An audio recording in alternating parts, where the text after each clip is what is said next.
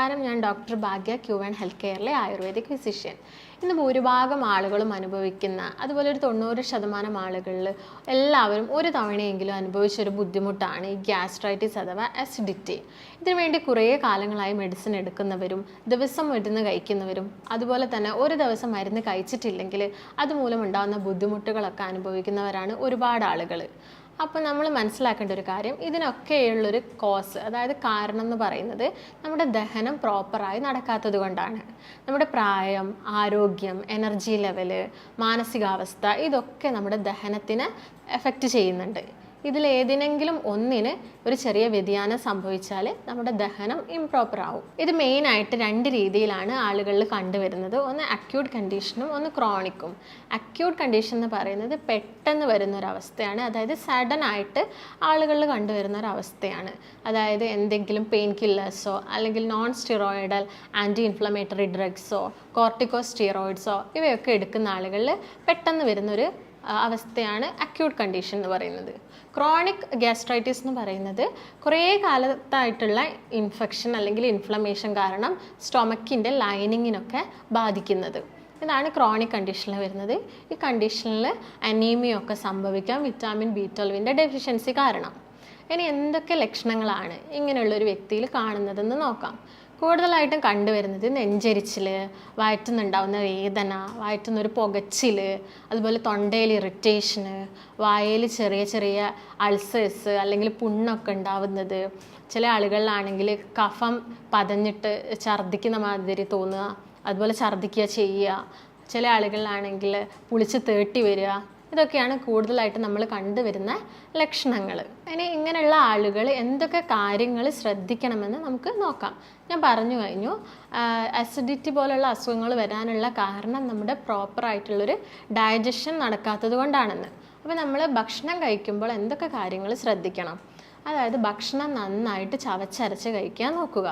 അതോടൊപ്പം തന്നെ ഭക്ഷണം കഴിച്ച പാടെ വെള്ളം കുടിക്കുന്ന ശീലം ഉണ്ടെങ്കിൽ അത് ഒഴിവാക്കുക. ഭക്ഷണം കഴിച്ച പാടെ വെള്ളം കുടിക്കുമ്പോൾ നമ്മുടെ ദഹനരസങ്ങളുടെ ആക്ഷൻ കുറയും, അതായത് അവരുടെ വീര്യം കുറഞ്ഞിട്ട് അവർ ഭക്ഷണമായിട്ട് മിക്സപ്പ് ചെയ്യുന്ന സമയത്ത് പെട്ടെന്ന് ദഹനം നടക്കില്ല. അതുകൊണ്ട് ഭക്ഷണം കഴിച്ച പാടെ വെള്ളം കുടിക്കരുത്. ഒരു 45 മിനിറ്റ്സോ അല്ലെങ്കിൽ 1 അവറോ കഴിഞ്ഞിട്ട് വെള്ളം കുടിക്കാൻ നോക്കുക. അതുപോലെ തന്നെ ഭക്ഷണം കഴിച്ച പാടെ കുളിക്കുന്നത് അതൊരു നല്ല ശീലമല്ല. നമ്മൾ ഓഫീസിൽ പോകുന്ന ആൾക്കാരൊക്കെ ആണെങ്കിൽ രാവിലെ പെട്ടെന്ന് ഭക്ഷണം കഴിച്ചിട്ട് കുളിക്കും. അതുപോലെ ഈവനിങ് ജോലി കഴിഞ്ഞ് വന്നിട്ട് ക്ഷീണം കൊണ്ട് ആദ്യം ഭക്ഷണം കഴിക്കും, എന്നിട്ട് പോയിട്ട് കുളിക്കും. അതൊക്കെ ദഹനത്തെ വളരെ സ്ലോ ആക്കും. പിന്നെ ശ്രദ്ധിക്കേണ്ട ഒരു കാര്യമാണ് ഭക്ഷണത്തോടൊപ്പം ചായ കുടിക്കുന്നത്. ചായയിൽ ടാനിൻ എന്ന് പറഞ്ഞൊരു ഘടകമുണ്ട്. ഇത് നമ്മൾ പ്രോട്ടീൻസും അയേൺസും ഒക്കെ ആയിട്ട് മിക്സ് ആവും. ഇത് കാരണം എന്താവും? ദഹനം വളരെ സ്ലോ ആവും. അപ്പോൾ ഭക്ഷണത്തോടൊപ്പം ചായ കുടിക്കുന്ന ശീലം ഉണ്ടെങ്കിൽ അത് പൂർണ്ണമായിട്ടും ഒഴിവാക്കുക.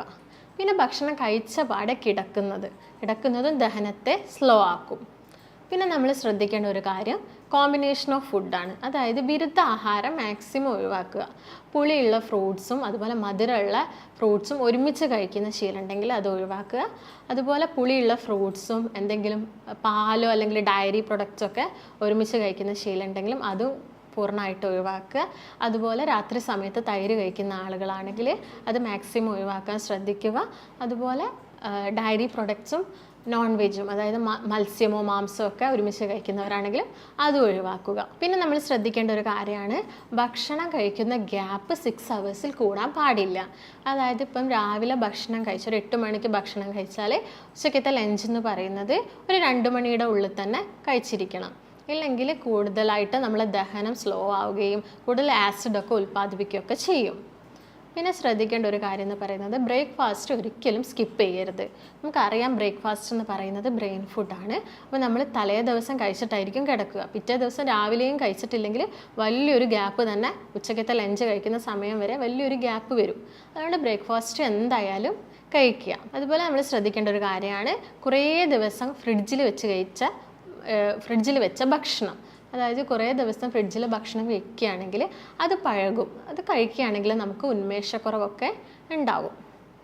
അപ്പം ഭക്ഷണം കഴിക്കുമ്പോൾ നമ്മൾ ഇത്രയും കാര്യങ്ങൾ ശ്രദ്ധിക്കണം. ഇനി അസിഡിറ്റി അല്ലെങ്കിൽ ഗ്യാസ്ട്രൈറ്റിസ് നമ്മൾ കറക്റ്റ് സമയത്ത് ട്രീറ്റ് ചെയ്തിട്ടില്ലെങ്കിൽ എന്തൊക്കെ കോംപ്ലിക്കേഷൻസ് ആണ് ഉണ്ടാവുന്നതെന്ന് നോക്കാം. മെയിനായിട്ടും അത് പിന്നീട് അൾസേഴ്സ് ആയിട്ട് മാറാനുള്ള ചാൻസ് ഉണ്ട്. അതായത് സ്റ്റൊമക്ക് അൾസേഴ്സ് ഒക്കെ പിന്നീട് അത് ബ്ലീഡിംഗ് ഒക്കെ ആയിട്ട് മാറും. അത് ഇൻറ്റേർണൽ ബ്ലീഡിങ്സ് എന്ന് പറയുമ്പോൾ ശരീരം മുഴുവൻ, അതായത് നമ്മുടെ എല്ലാ ഓർഗൻസിലോട്ടും ബ്ലീഡിങ്സ് ഒക്കെ ഉണ്ടാവാനുള്ള ചാൻസ് ഉണ്ട്. അത് പിന്നെ ചില മാലിഗ്നൻ്റ് കണ്ടീഷനിലോട്ടൊക്കെ നയിക്കും. അപ്പം അത് ഒന്നാമത് അൾസർ ആവാനുള്ള കാരണമാണ് മെയിനായിട്ടുള്ളൊരു കോംപ്ലിക്കേഷൻസ് എന്ന് പറയുന്നത്. പിന്നെ ഞാൻ പറഞ്ഞു ബ്ലീഡിങ് ഉണ്ടാവാനുള്ള ചാൻസ് ഉണ്ടെന്ന്. അത് കാരണം അനീമിയ ഒക്കെ സംഭവിക്കാം ശരീരത്തിൽ. അതുമൂലം ഹാർട്ട് പാൽപിറ്റേഷൻസ് കൂടാം, ഷോർട്ട്നെസ് ഓഫ് ബ്രെത്ത് ഉണ്ടാവാം, അതായത് ശ്വാസം മുട്ടോ അല്ലെങ്കിൽ ശ്വാസതടസ്സമൊക്കെ കൂടുതലായിട്ട് കാണാം. ചില ആളുകളിൽ നമ്മൾ വൊമിറ്റിംഗ് ഒക്കെ കാണാറുണ്ട്. ഈ വൊമിറ്റിംഗ് ഉള്ളത് കാരണം ഡീഹൈഡ്രേഷനൊക്കെ സംഭവിക്കാം. ഇത്രയൊക്കെയാണ് ആളുകളിൽ കൂടുതലായിട്ടും കണ്ടുവരുന്ന കോംപ്ലിക്കേഷൻസ്. ഇതിനു വേണ്ടി നമുക്ക് ചെയ്യാൻ പറ്റുന്ന കുറച്ച് ഇൻവെസ്റ്റിഗേഷൻസ് എന്തൊക്കെയാണെന്ന് നോക്കാം. മെയിനായിട്ട് നമ്മൾ ബ്ലഡ് ടെസ്റ്റ് ചെയ്യുന്നു. അതിൽ CBC കംപ്ലീറ്റ് ബ്ലഡ് കൗണ്ട്, എത്ര ഇൻഫെക്ഷൻ എത്ര ഉണ്ട് എന്നൊക്കെ മനസ്സിലാക്കാൻ വേണ്ടിയിട്ട് നമ്മൾ CBC ചെയ്യുന്നു. അതോടൊപ്പം തന്നെ നമ്മൾ ചെയ്യുന്നതാണ് എൻഡോസ്കോപ്പി. എൻഡോസ്കോപ്പി എന്ന് പറയുന്നത് ഇത് ഈ ഗ്യാസ്ട്രൈറ്റിസ് ഉള്ള ആളുകളിൽ പിന്നീട് അത് അൾസർ ആയിട്ടുണ്ടോ എന്നൊക്കെ നോക്കാൻ വേണ്ടിയിട്ട് നമ്മൾ എൻഡോസ്കോപ്പി ചെയ്യുന്നു. അപ്പർ GIയുടെ എൻഡോസ്കോപ്പിയാണ് നമ്മൾ കൂടുതലായിട്ടും ചെയ്യുന്നത്. അതോടൊപ്പം നമ്മൾ ചെയ്യുന്നു ലിവറിൻ്റെ function test, kidney function test, അതുപോലെ പാൻക്രിയാസ്, ഗോൾ ബ്ലാഡർ, ഇതിൻ്റെയൊക്കെ ഫങ്ഷൻ ടെസ്റ്റ് നമ്മൾ ചെയ്യുന്നുണ്ട്. കാരണം ഇത് മറ്റുള്ള ഓർഗൻസിലോട്ടും പിന്നീട് ബ്ലീഡിംഗ് ഒക്കെ ഉണ്ടാവാനുള്ള ചാൻസ് കൂടുതലാണ്.